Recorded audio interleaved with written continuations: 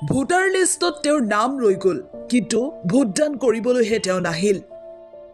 কালিৰ দিনটোত নিজৰ গণতান্ত্ৰিক অধিকাৰ সাব্যস্ত কৰিবলৈ প্ৰায় প্ৰতিজন সচেতন ভোটাৰেই ওলাই আহিল।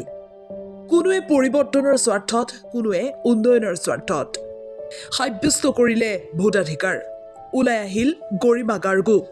অসুখীয়া দেহাৰে নাগৰিক হোৱাৰ দায়িত্ব পালন কৰিছে গৰিমা গাৰ্গে।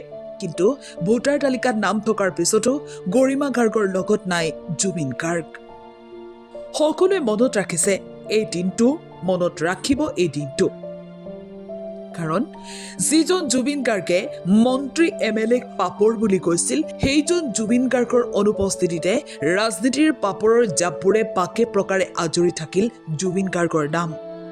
গীত প্ৰাৰ্থনাৰে যি সময়ত মুখৰিত হৈ থাকে জুবিন ক্ষেত্ৰ, সেই সময়তে ৰাজনৈতিক শ্লোগানেৰে জুবিন ক্ষেত্ৰত গৈ দপদপাই থাকি একাংশ পাপৰ হৈ পৰিল বিখ্যাত কৌতুক অভিনেতাৰ দৰেই। কোনোবাই লওঁ বুলিয়ে প্ৰাণৰ শিল্পীগৰাকীৰ নাম লৈ প্ৰচাৰ চলালে, কোনোবাই আকৌ ৰাজনীতিত তেওঁৰ নাম কেতিয়াও সাঙুৰিব নোখোজো বুলি কৈ তেওঁৰ নামতেই প্ৰস্তুত কৰিলে ভোটযুদ্ধৰ ৰণনীতি। বাৰু, প্ৰচাৰ শেষ, নিৰ্বাচনো শেষ। এতিয়া এইসকল নেতা জুবিন ক্ষেত্ৰলৈ যাবনে? বিগত 7 মাহে কান্দি কান্দি ঘনে ঘনে অসুস্থ হৈ পৰা গৰিমা গাৰ্গলৈ বুলি সৰি পৰিবনে এষাৰ সান্তনাৰ মাত? নে ৰাজনীতিৰ যুদ্ধখন বন্ধ হ'ল বাবেই বন্ধ হ'ব বৰ্বৰ নেতাৰ শব্দবান? সেয়া হ'ব পৰৱৰ্তী সময়ত লক্ষণীয়।